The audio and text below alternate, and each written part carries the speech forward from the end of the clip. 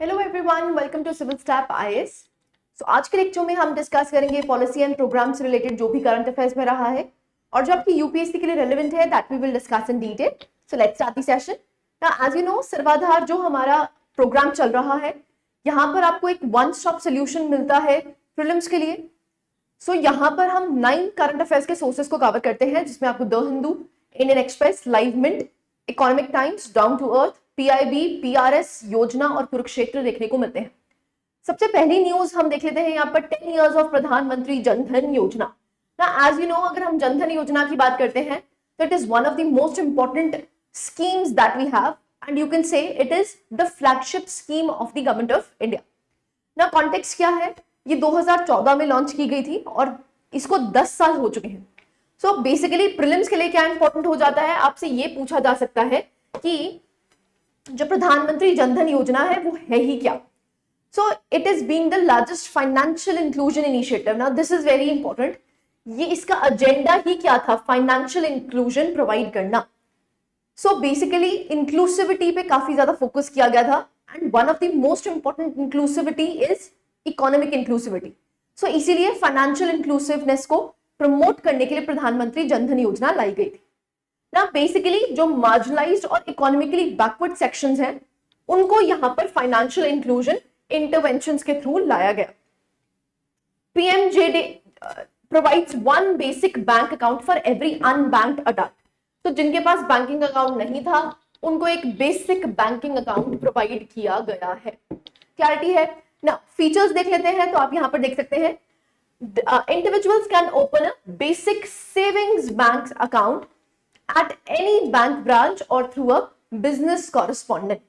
ना business correspondent को bank मित्र भी कहा जाता है ना, उसके द्वारा आप एक सेविंग्स बैंक अकाउंट खोल सकते हैं जो भी अनबैंक्ड अडल्ट है। की बेनिफिट्स क्या है, सबसे पहले यहां पर आपको कोई रिक्वायरमेंट नहीं है to maintain a minimum balance.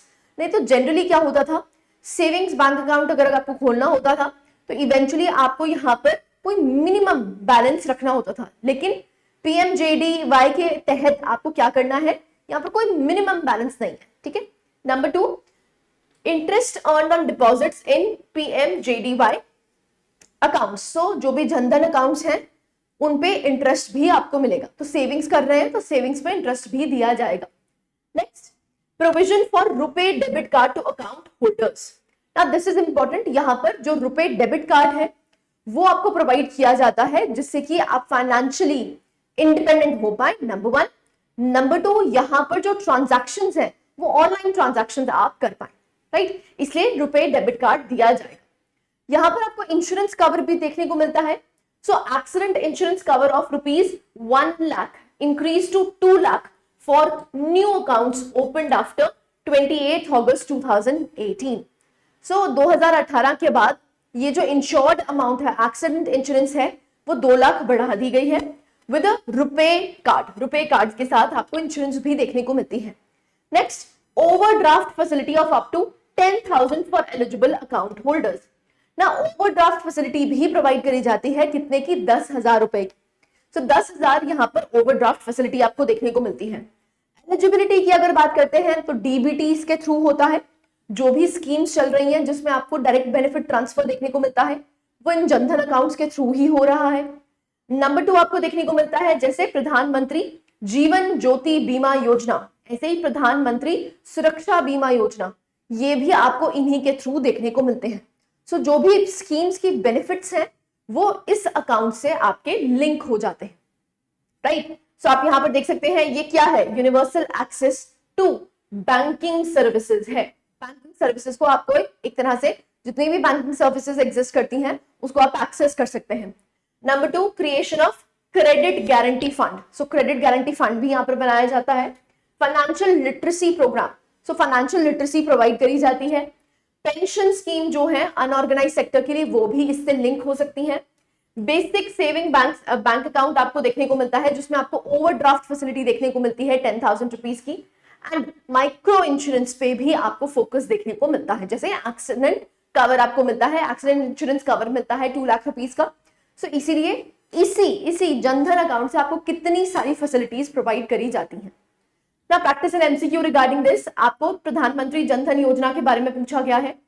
First statement है जो जनधन योजना है, it accounts come with range of essential banking services, जिसमें आपको इशुएंस ऑफ रुपए डेबिट कार्ड, पासबुक और चेकबुक देखने को मिलती है।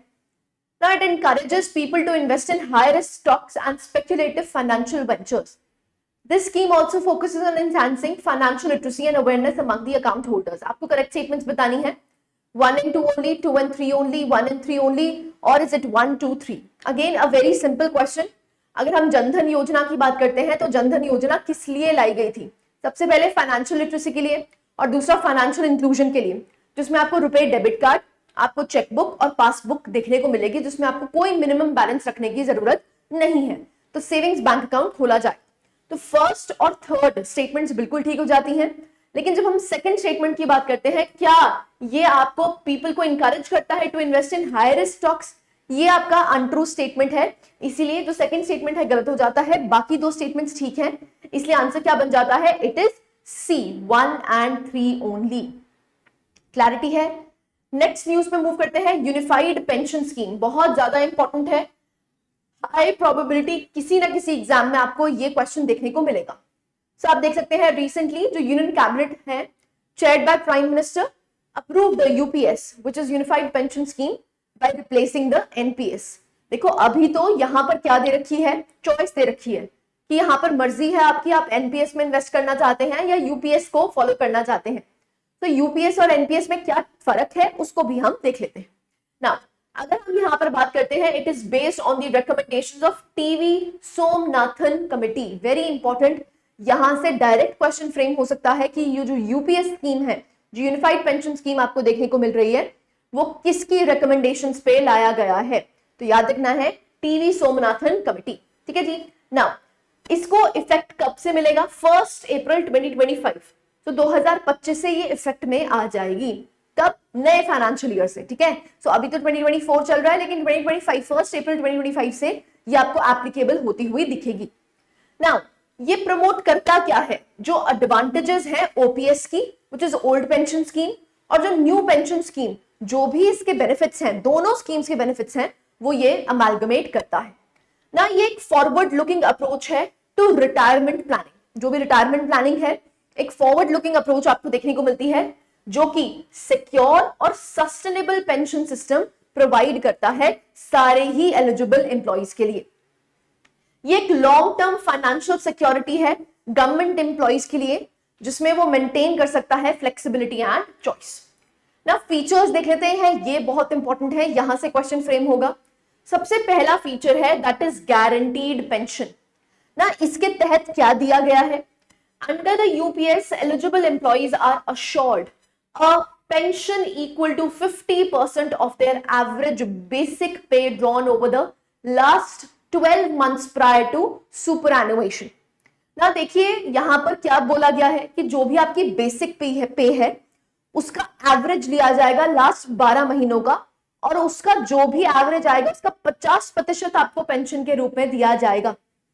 So for service periods between 10 to 25 years, the pension will be proportional. So उस proportion में ही जितनी आपकी सैलरी है, 10 से 25 साल जो भी आपने सर्विस की है, उसके proportional में ही आपको 50% आपको यहाँ पर पेंशन मिलेगी।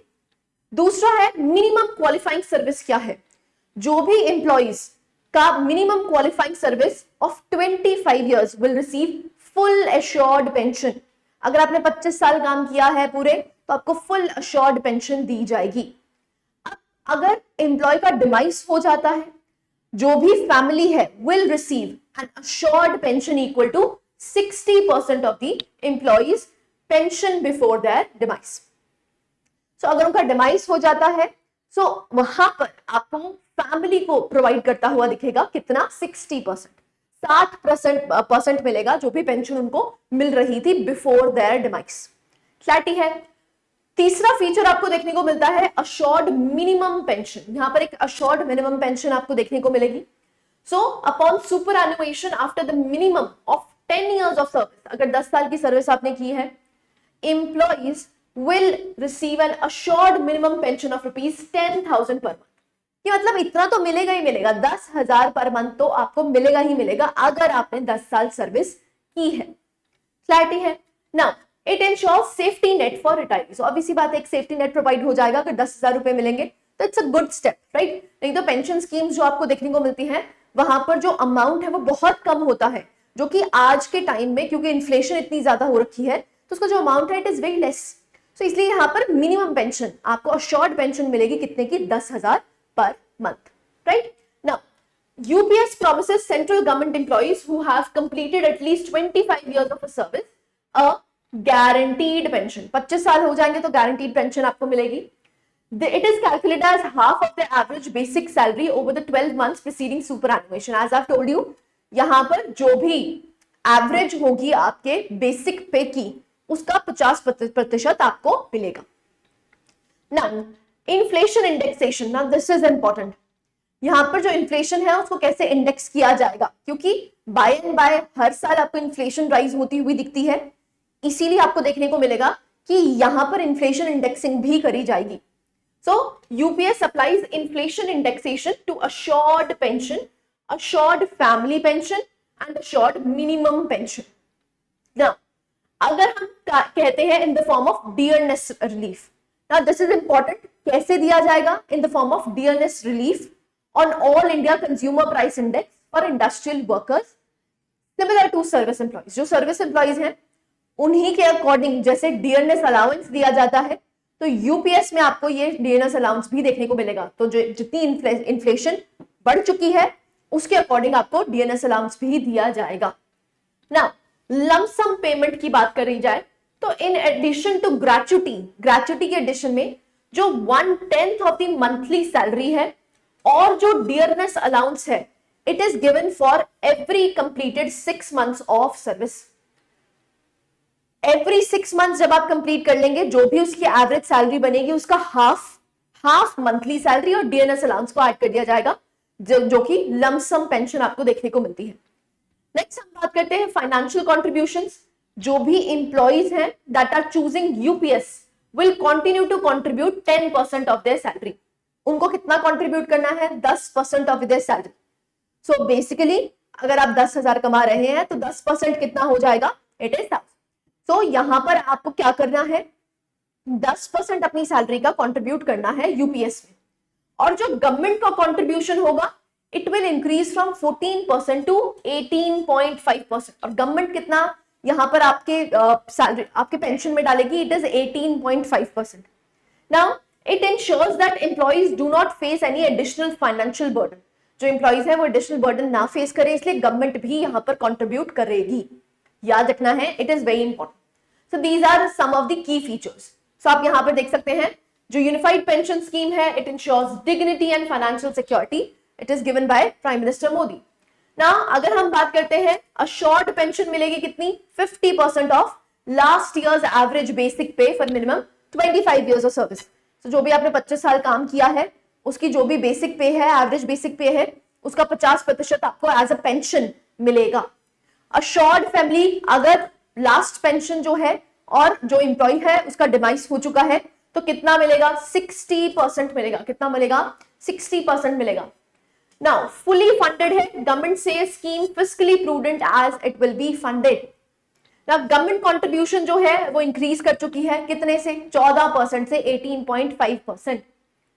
अश्योर्ड मिनिमम पेंशन, ना दिस इज वेरी इंपॉर्टेंट, यहां पर 10,000 पर मंथ तो मिलेगा ही मिलेगा, ये अश्योरेंस दी गई है। Next pension index to inflation. Inflation जो है उसको इंडेक्सिंग की गई है, कैसे, डियरनेस अलाउंस देके। तो डियरनेस अलाउंस आपको प्रोवाइड किया जाएगा according to the indexation, inflation indexing, right. So lump sum payment की अगर बात करते हैं तो इन एडिशन टू ग्रेच्युटी आपको मिलेगा। सो ग्रेच्युटी के साथ साथ 1/10 आपकी जो भी बेसिक पे है वो प्लस डियरनेस अलाउंस आपको मिलेगा अगर आपको लमसम पेमेंट चाहिए। क्लैरिटी है, आई होप आपको समझ आया होगा कि इसके की फीचर्स क्या हैं ना। चॉइस दी जा रही है, अब जो सेंट्रल गवर्नमेंट एम्प्लॉइज हैं दे हैव द ऑप्शन, जो सेंट्रल गवर्नमेंट एम्प्लॉइज हैं उनके पास ऑप्शन है, या तो वो यूपीएस चूज कर ले या फिर वो एनपीएस चूज कर ले। जो अनलाइक यूपीएस है, जो एनपीएस है, it is market linked. As you know जो नेशनल पेंशन स्कीम है वो मार्केट लिंक्ड रहती है, जिससे कि गवर्नमेंट मार्केट में इसको इन्वेस्ट करती है और इन्वेस्ट जो करी जाती है उसके अकॉर्डिंग जो यहाँ पर प्रॉफिट मिलता है वो आपको मिलेगा। सो यूपीएस मार्केट लिंक नहीं है, बट एनपीएस आपको मार्केट लिंक देखने को मिलती है। अब यूपीएस जो है वो सिमिलैरिटीज होल्ड करती है विद ओल्ड पेंशन स्कीम। जो ओल्ड पेंशन स्कीम के बेनिफिट्स है ना, वो आपको यूपीएस प्रोवाइड करती हुई दिखती है। सो अगर हम ओपीएस की बात करते हैं, so unlike OPS which was a pay as you go program, the UPS is fully funded है गवर्नमेंट के द्वारा each year from the budget and absorbed into it.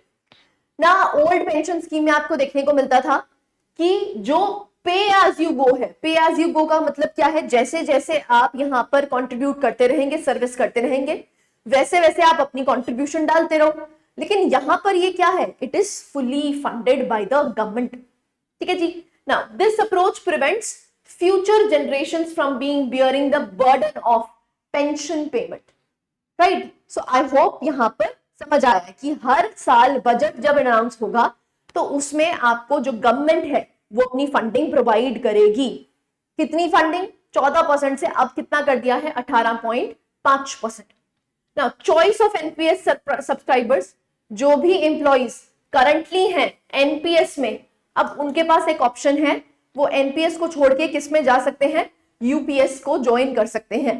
अब जो न्यू पेंशन स्कीम है बेसिकली 2004 में ऐड करी गई थी, is a defined contribution scheme where employees accumulate a retirement corpus based on their contribution।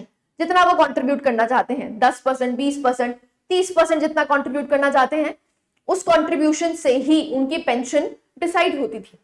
लेकिन अब आपको देखने को मिलता है it is fully funded by the government and employee की जो कंट्रीब्यूशन है इट इज 10%। क्लैरिटी है? ओके।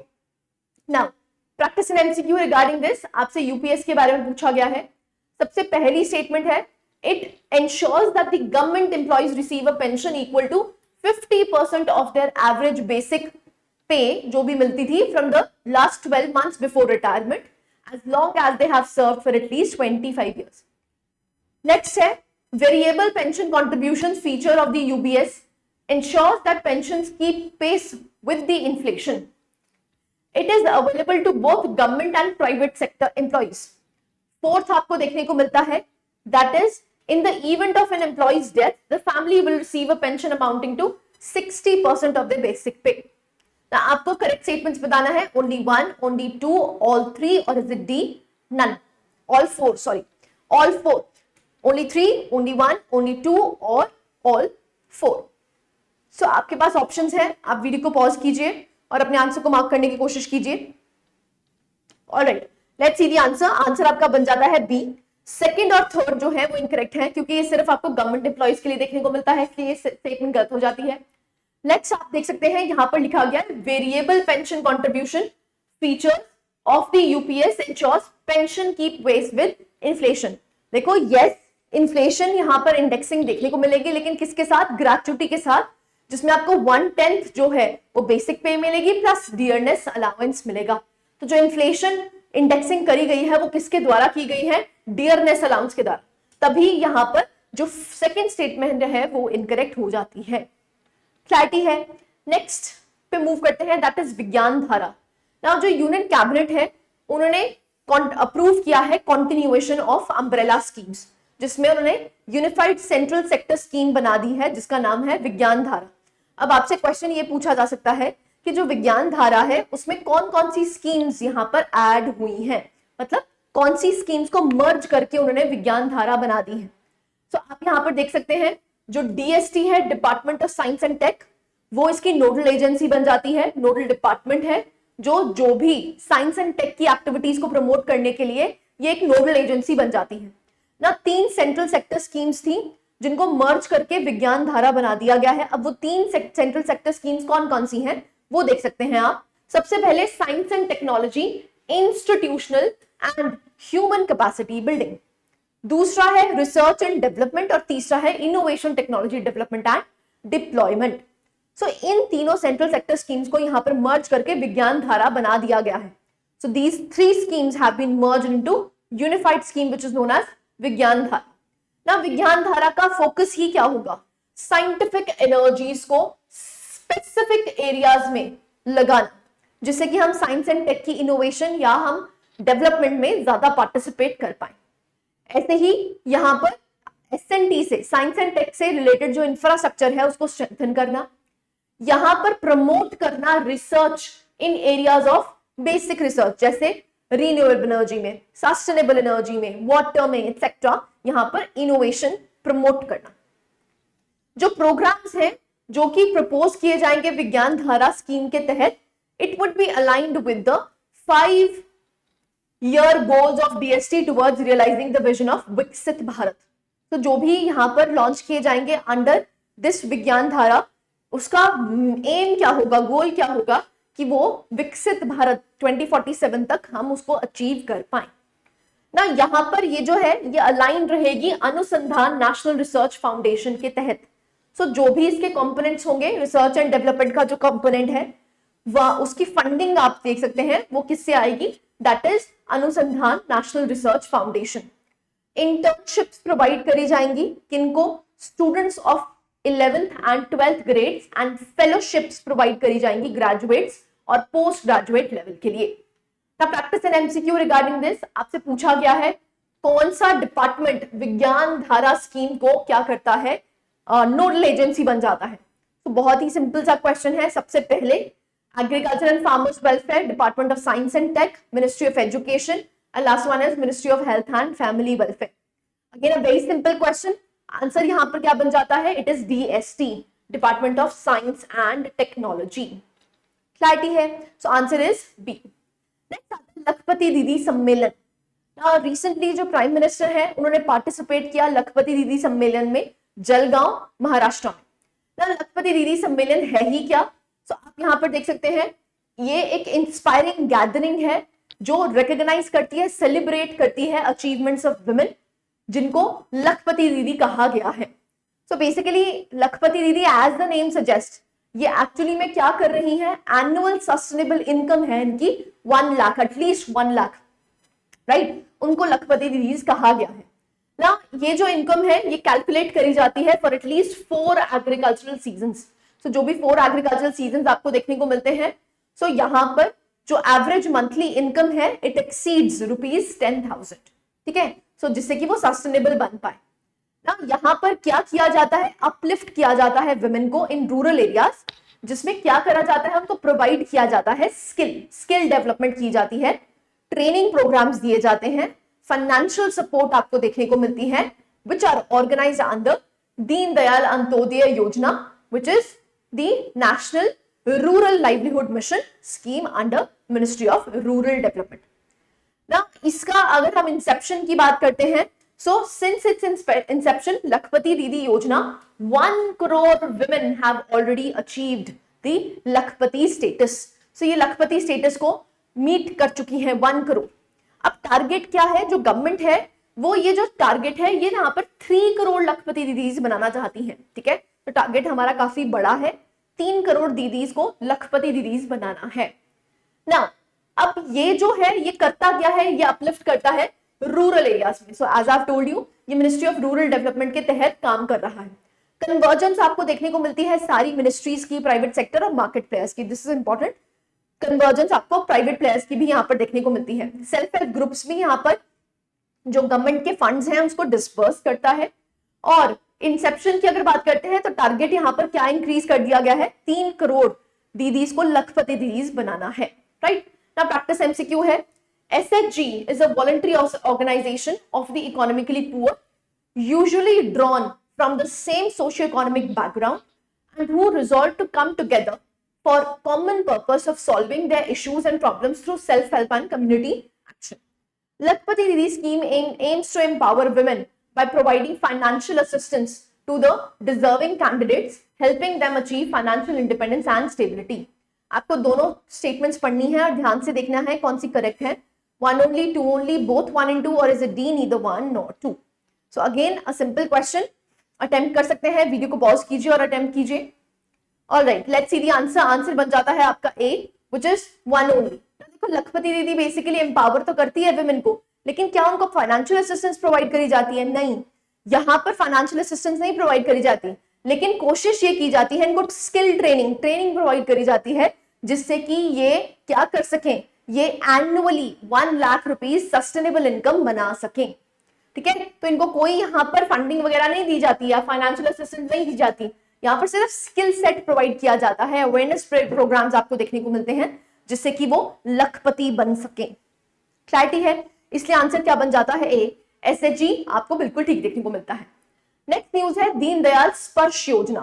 नाउ जो डिपार्टमेंट ऑफ पोस्ट्स है उन्होंने लॉन्च किया है philately scholar scheme which is Deendayal Sparsh Yojana. इसका काम ही क्या है, to promote and bring philately into the main stream. So basically जो फाइलेट्स आप देख सकते हैं, जो पोस्टिंग सर्विसेज हैं, जो पोस्टल स्टैम्प्स हैं, उसको फाइलेटली कहा जाता है। तो आप देख सकते हैं यहाँ पे स्कॉलरशिप प्रोवाइड करी जाएगी 6,000 per annum to those meritorious students whose academic records are good as well as who have adopted philately as a hobby। आपने देखा होगा ये हॉबी एग्जिस्ट करती है कि जो पोस्टेज स्टैम्प्स हैं उसको कलेक्ट करना, दैट इज अ हॉबी। सो जिनकी ये हॉबी है और जो मेरिटोरियस स्टूडेंट्स हैं उनको क्या प्रोवाइड किया जाएगा, 6,000 रुपीज एनुअली प्रोवाइड करे जाएंगे। तो स्कॉलरशिप स्कीम आपको देखने को मिलती है। नाउ जो स्कॉलरशिप है it will be provided to all India level and each postal circle will provide a maximum of 40 scholarships। 40 scholarships यहाँ पर प्रोवाइड करी जाएंगी जो कि 10 स्टूडेंट्स को दी जाएंगी of class 6, 7th, 8th, 9th each. Clarity है। So this is Deendayal Sparsh योजना। ना एलिजिबिलिटी की अगर बात करते हैं तो जो सिलेक्शन है स्कॉलरशिप का वो किस बेसिस पे किया जाएगा, परफॉर्मेंस ऑफ फाइलेटली रिटन क्विज आपको देखने को मिलेगा, उसके बेसिस पे यहाँ पर स्कॉलरशिप को डिसाइड किया जाएगा। नाउ ये जो स्टूडेंट है जो भी it should be a student of recognised school का होना चाहिए, और जो फाइलेटली क्लब आपको देखने को मिलता है उसका मेंबर होना चाहिए। Now in case of school does not have a philately club, supposedly philately club उनके स्कूल के पास नहीं है, the name of the student of the school who has his or her own philately deposit account can also be considered। So उसको भी consider किया जा सकता है अगर वो फाइलेटली क्लब का मेंबर नहीं भी है।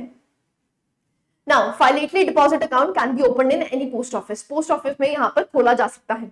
जो कैंडिडेट है it must have secured at least 60% marks or equivalent grade points।